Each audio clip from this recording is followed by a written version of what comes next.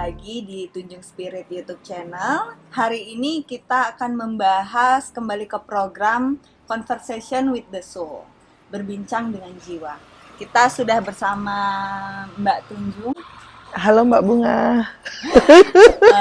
Hari ini mau nanya, Apa? mau nanya gimana cara membedakan pilihan yang tepat dan yang tidak tepat. Tentang?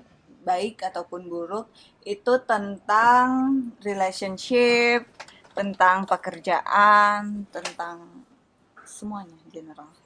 Baik, buruk, siapa yang tahu? Oke. Pokoknya ya, kalau misalnya sesuatu itu sudah tidak menyamankan dan tidak membahagiakan, berarti memang tidak cocok. Terus ngerjainnya itu yang udah males, melakukannya udah males ada di situ, terus merasa tersiksa, merasa kok kayaknya itu berat sekali dilakukan, merasa kok salah terus. Itu kalau untuk pekerjaan itu udah nggak cocok.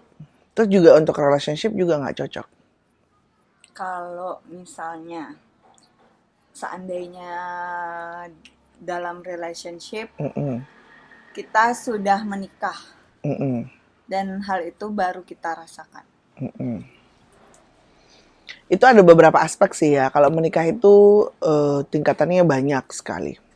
Kadang kalau kita sudah lama bersama sebelum menikah, terus menikah, lama-lama kan kita seperti old couple. Old couple tuh merasa bahwa kita sudah mengenali satu sama lain nih. Aku dan kamu sudah mengerti. Oh dia begini sifatnya.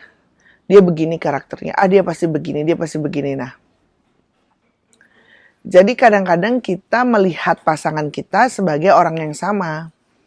Lama-lama akhirnya kita bosan sendiri. Akhirnya kita merasa ini nih adalah pasangan yang salah gitu. Karena kita tidak pernah menstimulasi hubungan kita.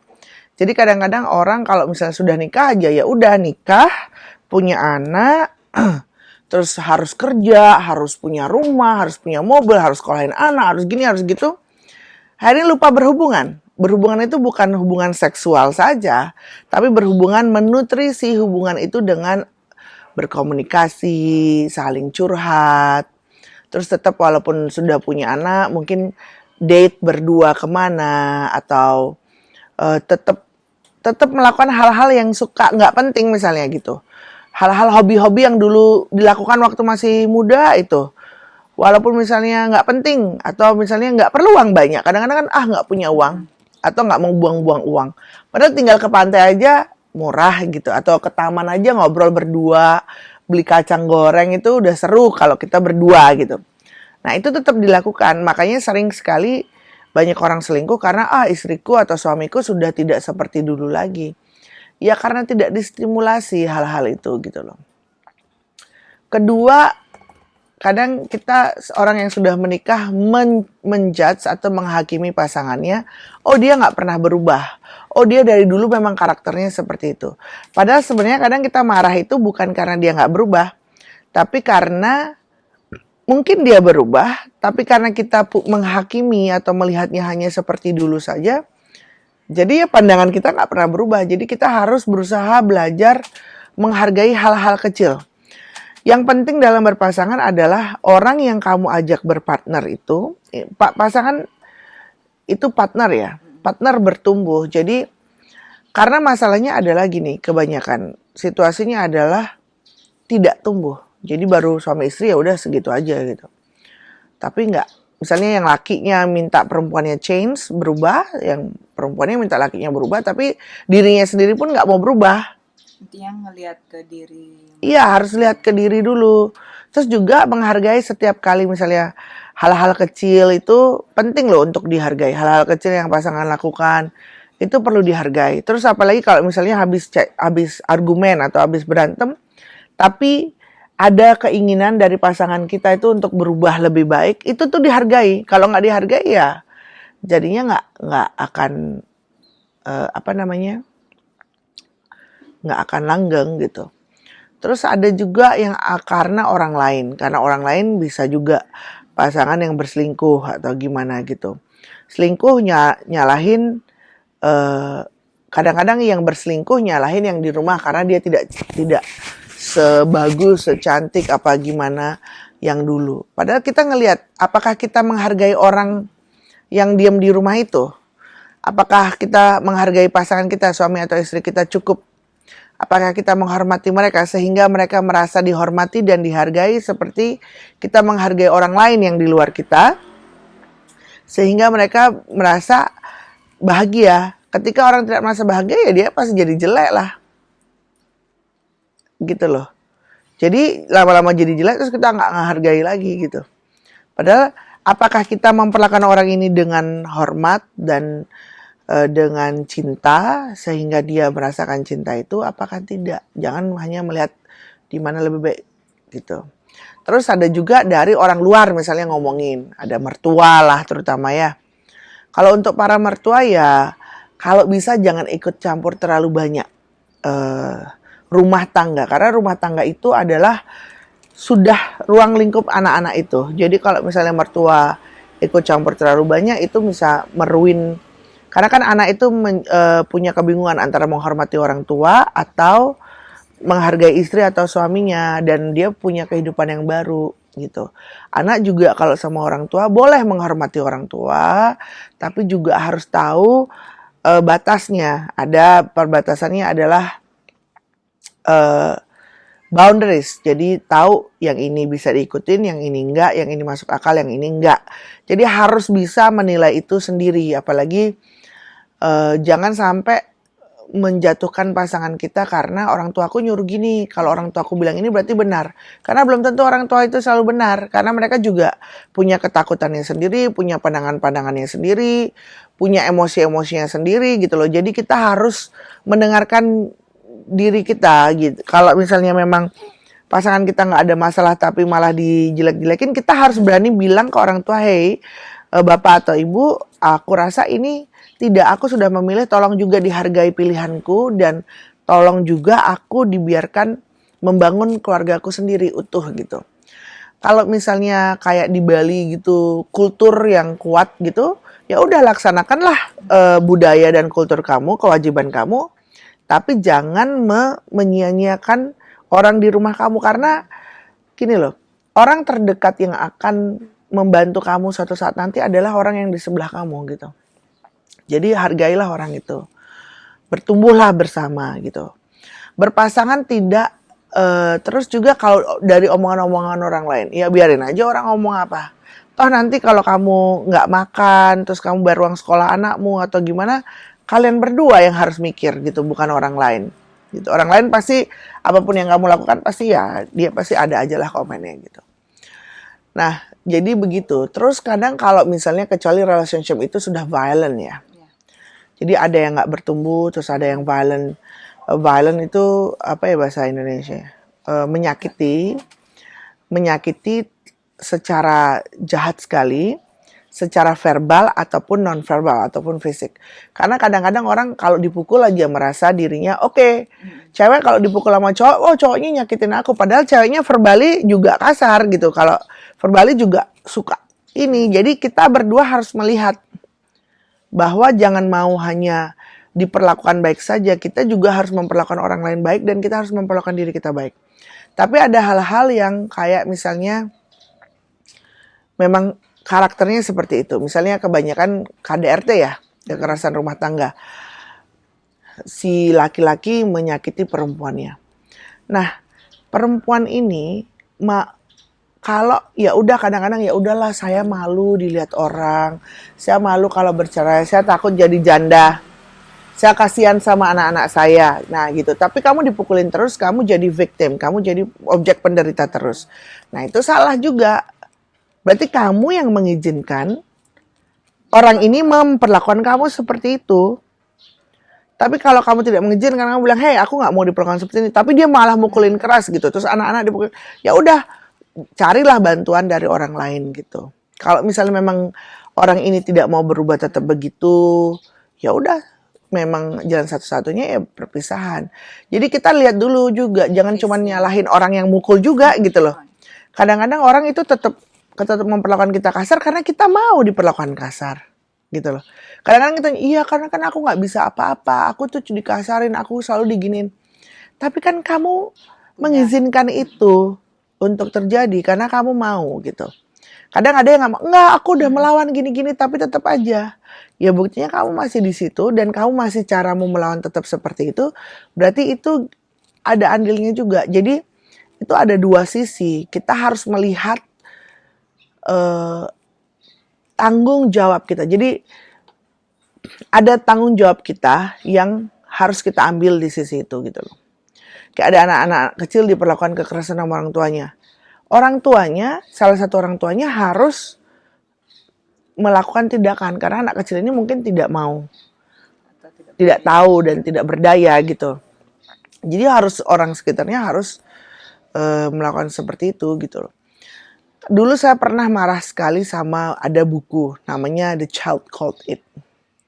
Jadi kalau pernah ada baca triloginya itu Dave Felser, itu cerita cerita asli, maksudnya original, jadi based on true story.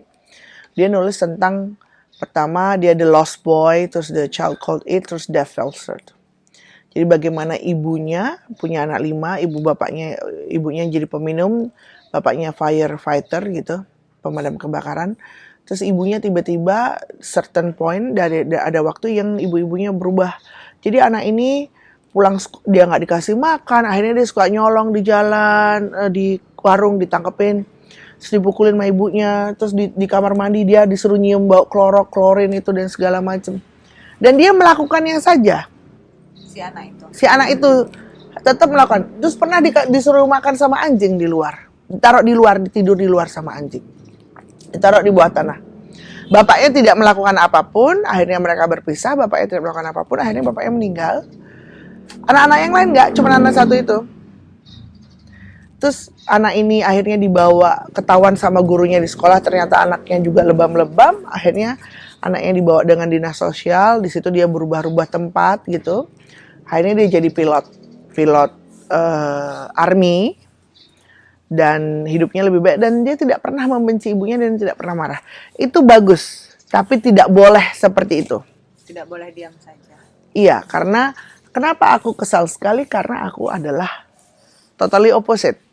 Ya, adalah orang yang kalau aku disiksa aku akan membangkang dan aku akan menyatakan bahwa itu salah dan itu tidak benar gitu. Walaupun aku tetap disiksa tapi tidak apa-apa.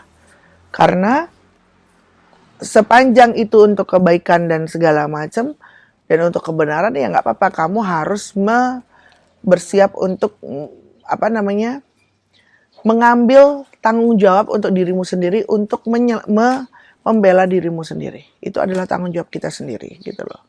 Mau kecil mau besar, tapi kan anak kecil karena kita sudah sosial kultur ya, kadang-kadang kita harus nurut, jadi dia takut. Jadi harus ada orang dewasa yang harus berusaha melakukan sesuatu gitu. Kebetulan saya agak aneh memang dari kecil, jadi ya membangkang adalah salah satu ini. Tapi begitulah caranya, maksudnya bukan membangkang ya. Menyatakan membela diri atau menyatakan ketidaksetujuan itu adalah pilihan saya dari kecil gitu. Tapi kan nggak semua orang bisa karena bagaimana orang diperlakukan itu gitu. Bagaimana dia menuruti itu karena anak-anak kecil kan masih based on orang dewasa, bagaimana orang dewasa dan lingkungannya mengajarkannya gitu loh. Itu sih. Kalau hubungan. Kalau misalnya pekerjaan lagi ya. Seandainya dia di umur yang kan dia punya pilihan untuk pindah ataupun tetap. Tapi di umur dia yang memang tidak memungkinkan untuk melamar pekerjaan baru.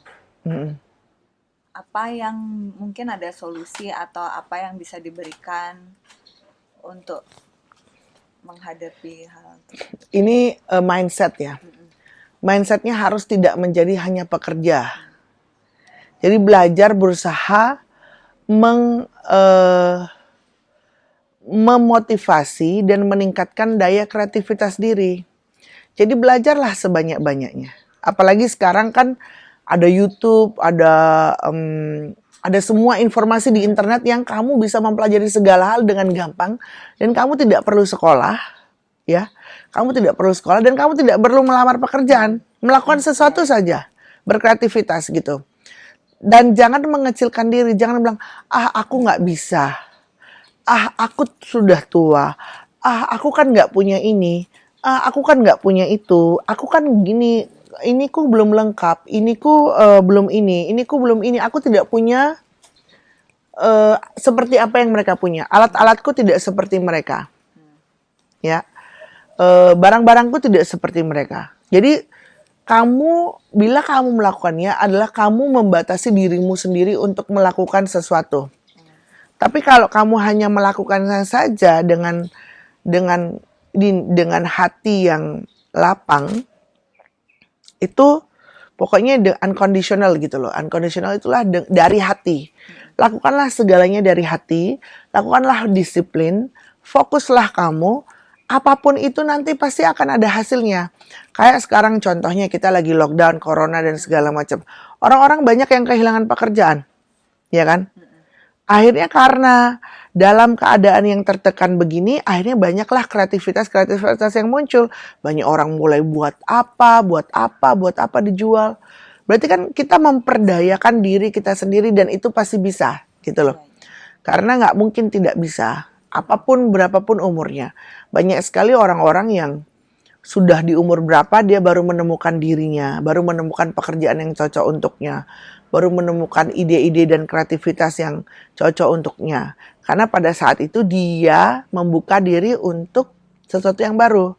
Maka dari itu penting buat kita semua, mau muda, mau tua, mau umur berapapun, bukalah pikiranmu, bukalah hatimu, bukalah jiwamu untuk menstimulasi otak, pikiran, jiwa untuk belajar sesuatu yang baru dan tidak membatasi diri dengan keadaan fisik, situasi, lingkungan, materi, dan segala macam. Karena kita itu tidak terbatas.